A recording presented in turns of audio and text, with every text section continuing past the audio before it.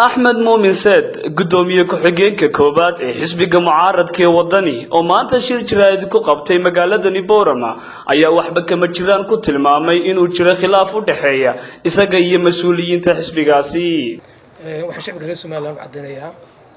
in wax khilaaf ah gudoomiyaha madaxweynaha jirin waxaan shacabka reer Soomaaliland u cadeynayaa in xisbiga wadani idiga xaq leh iyo cid ila tacab leh tacabkan kulaha kulina aan jirin in waxa la sheegay yihiin waxyaabo sidii raad lahayn maadaama shirkiga golaha dhexe soo dhow yahay oo lagu doonayo musharaxiinta madaxweynaha iyo madaxweyne ku-xigeenka wararku iska badan doonaan laakiin taageerayaashayda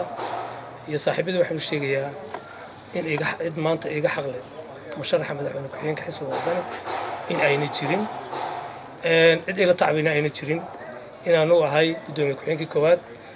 inaan ahay aasaasay xisbiga wadani in waxa la sheegayna ay wax saliya raad lahayn marka la gudoomiye ku-xigeenka koobaad Axmed Muumin Said oo hadalkiisa sii wata ayaa waxa uu isdul taagay inuu yahay wali musharax u taagan jagada madaxweyne ku-xigeen ee xisbigaasi taageerasha waxaan ugu baaqayaa inaan diyaar u ahay mar walba aan u taaganahay musharaxa madaxweyne ku-xigeenka xisbiga wadani xafladeedina aan dhawaan insha Allah qaban doono dadka waxa ka shaqeynaya yihiin dad